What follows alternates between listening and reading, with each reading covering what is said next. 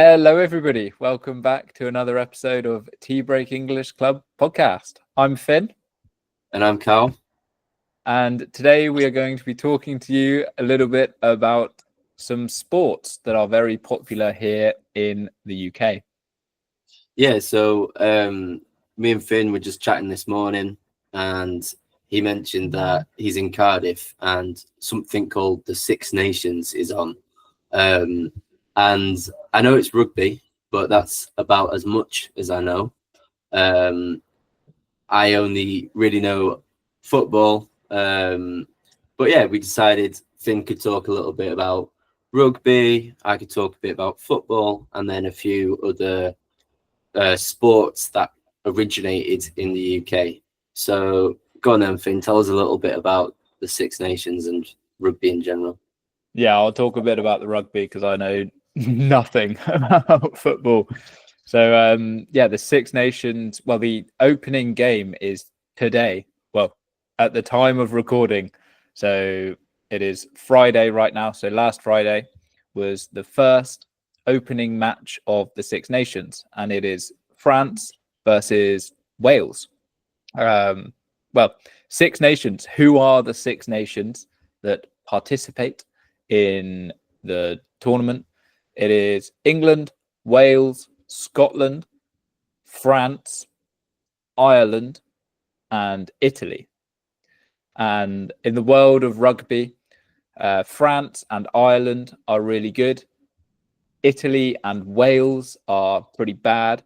And England is normally better than Scotland, but those two are pretty hit and miss, I'd say. Are Wales bad? I thought Wales would be quite good. All the big, valley men. Yeah, I think Wales. In Wales, rugby is just the dominant sport, but especially over the last few years, they've had a little bit of trouble, and I think it's to do. I can't really remember, something to do with the finance and all of that, and one of their star players left to go to the US to play American football. I don't know why, but yeah. Yeah, so I know rugby is the most popular sport in Wales. It's definitely dominant over football. But in England, it's a bit of a different story. Football is definitely the most popular, but I think it depends kind of where you're from, where you grow up as well, which you end up playing maybe when you're a kid. I remember my school was quite a rural area, so a lot of the people, like, rugby was definitely pushed by the school. I think a lot of farmers who, in their day-to-day wrestle sheep and like fall in the mud tend to gravitate towards rugby more naturally than others, perhaps. Was your area more of a rugby area? Yeah. Being from Cornwall, it's just a load of farmers. And as well with football, the closest team that is in is it the EPL? Is that what it's called? The Premier League? Yeah, you can just say the Premier League. All right. I thought it changed its name. I don't know. It used to be English Premier League. Yeah. I don't know. Yeah. Well, the Premier League anyway. I think the closest team is Southampton. Okay. Which is still like a 4 or 5 hour drive for me from Cornwall. And 4 or 5 hours might not sound like much, but in terms of the UK, that is like half of the country, really. Yeah, that's very far.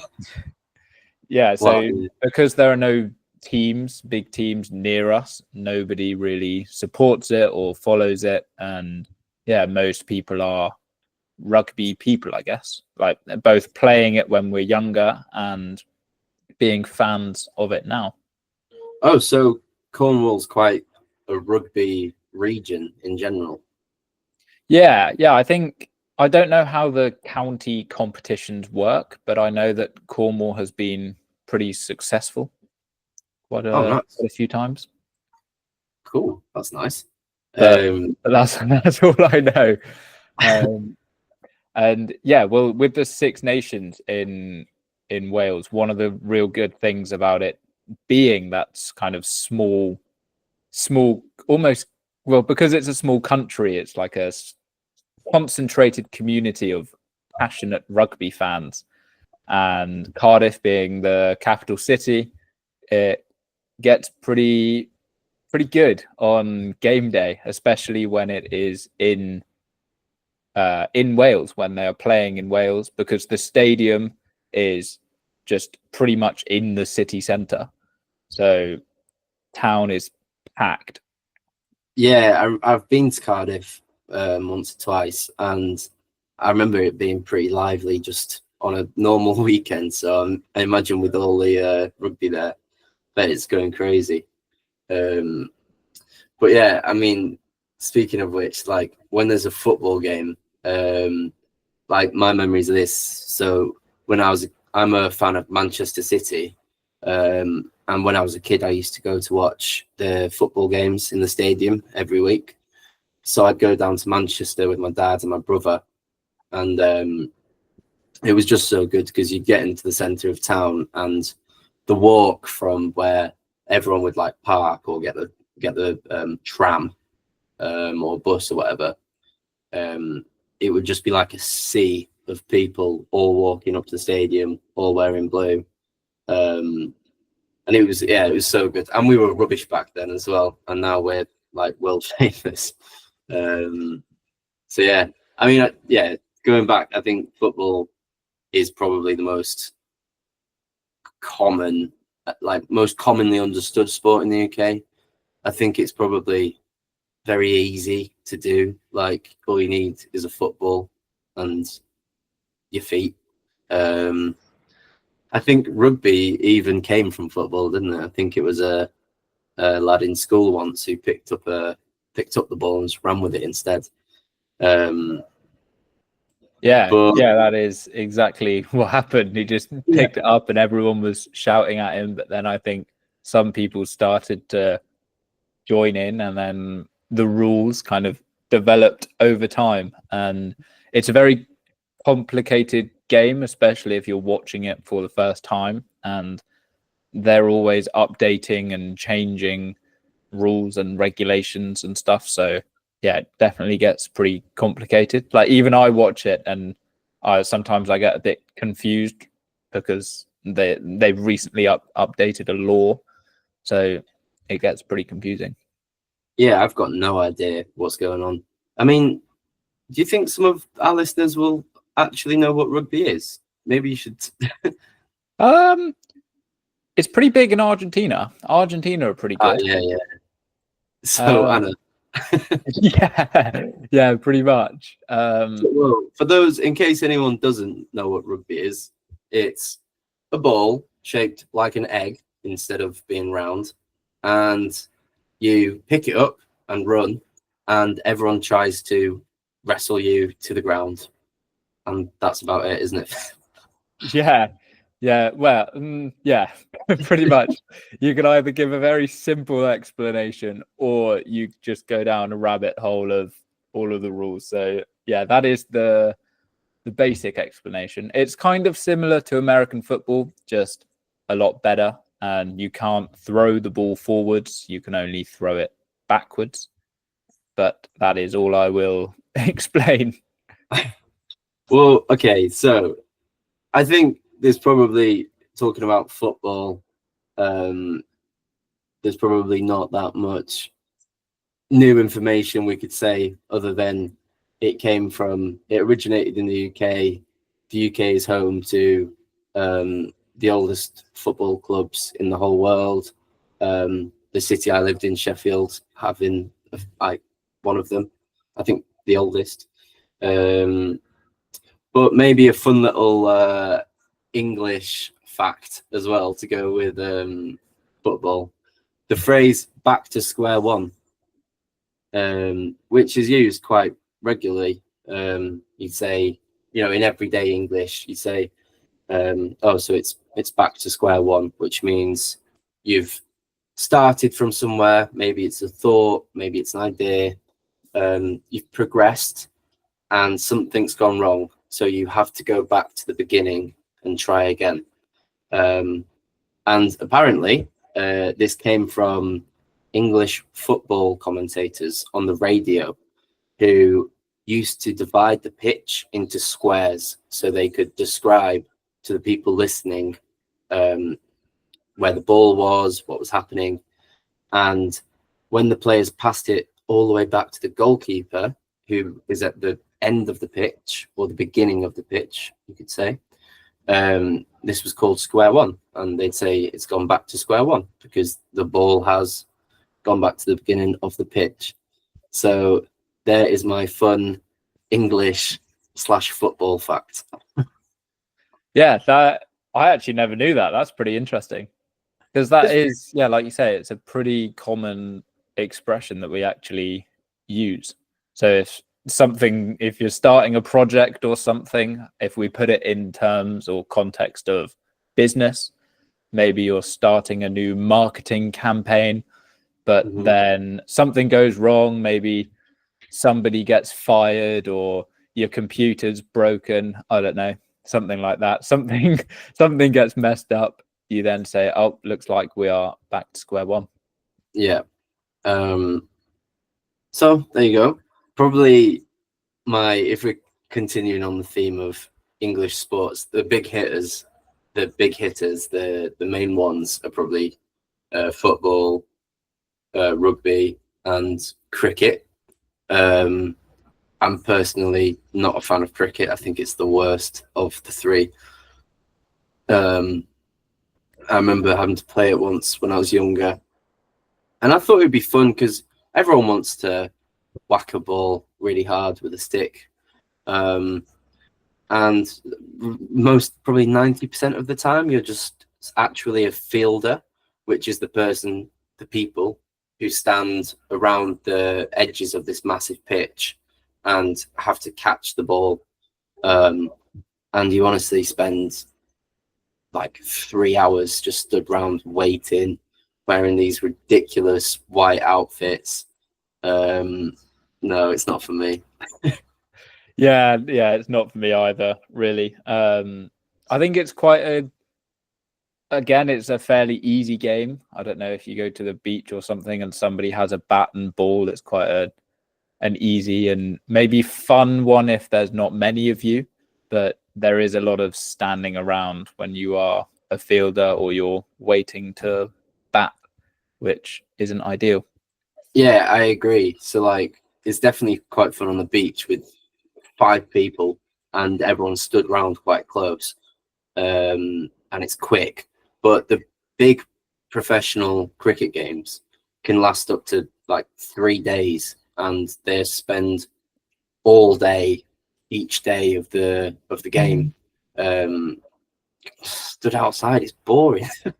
And I think especially as well, growing up with an older brother, I don't know if you have an older brother, you'll understand what I mean, but giving him a bat and you throwing a ball at him and him having the choice of where he can hit this very hard and potentially painful ball is not always a good combination. So I've definitely got a few memories of him like smacking me with the ball. But yeah, cricket's an interesting one, and it's for posh people as well, isn't it, Finn?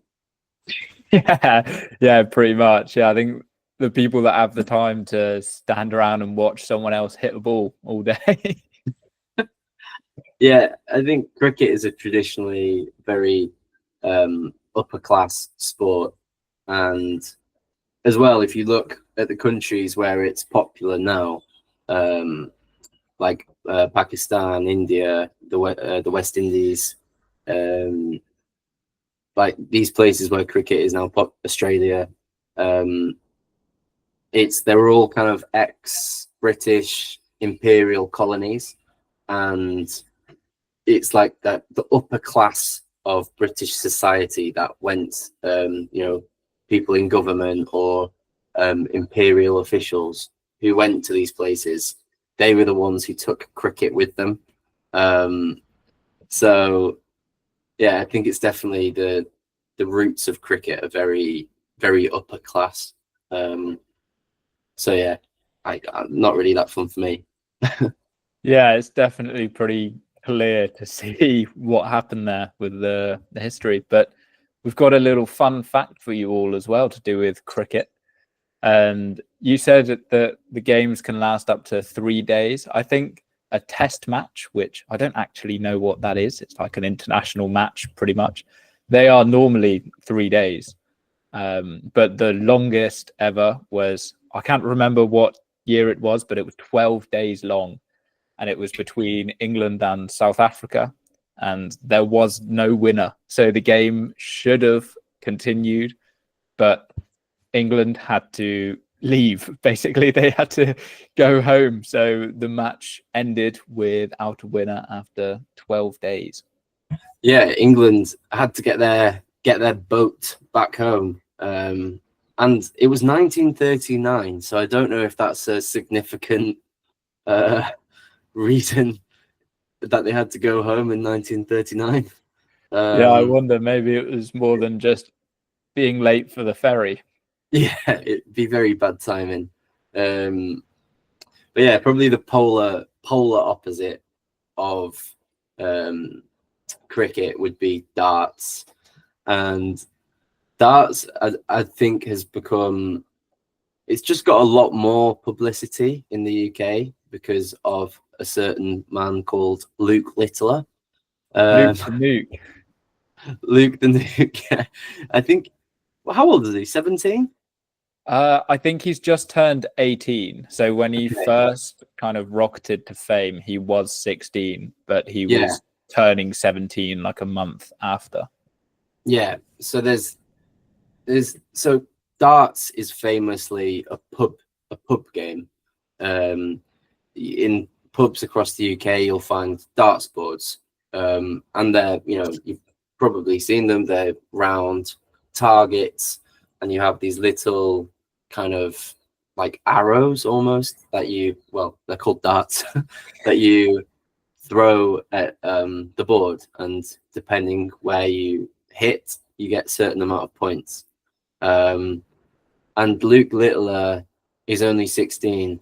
Oh, sorry, was only 16, but he looked like a 40-year-old man who'd spent his whole life in the pub already, didn't he? Yeah, well, he probably had spent the same amount of time in a pub as a 40-year-old man. So pretty big, isn't he? Big guy. Yeah, he's a big lad, but he's great. Like, he's amazing. He's amazing. He's clearly very talented.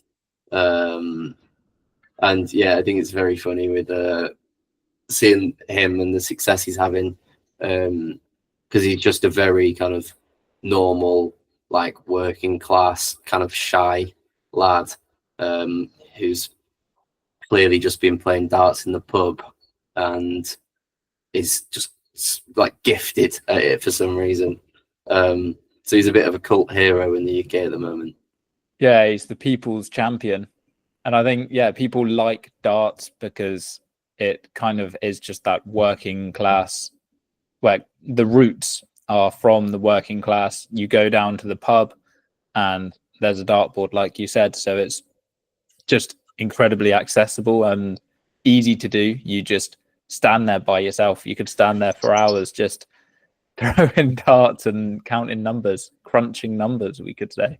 Yeah, it's a very, very simple game. And if you get bored as well, if you get bored of the actual rules of the game, you can always get a friend to stick their hand on the dartboard and everyone can throw and hope they miss it.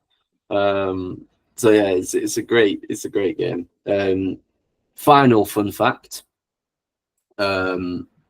darts actually, it originated in medieval England, and it was soldiers, for target practice, would throw like smaller spears at a barrel, and I think over time this, like, I don't know, maybe there was some drinks involved, maybe on their downtime they keep throwing things, and it eventually evolved into darts. Maybe a spear went through a tavern window or something, so had to downscale it. Yeah, it's pretty interesting. It's pretty funny when you look at where all sports came from, because some of them have pretty interesting histories.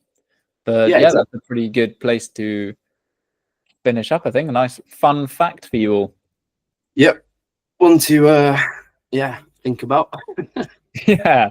So thanks for joining us, guys. We have actually released a huge update for the club. So we have loads more conversation classes to choose from, and they are $4 each. So I mean, it's pretty ridiculously cheap. So you're a bit silly if you don't come and join us. Yeah, it's crazy cheap. It's like a tenth of the price of a one-to-one. And they're really, really fun. Last time we had a book club. Finn was talking about makeup, his makeup routine. So yeah, it's been really fun. So come and join them. Yeah, link is in the description, in the bio. Well, it's easy to find. Thanks for joining us, guys. We will see you next time. See you later, guys.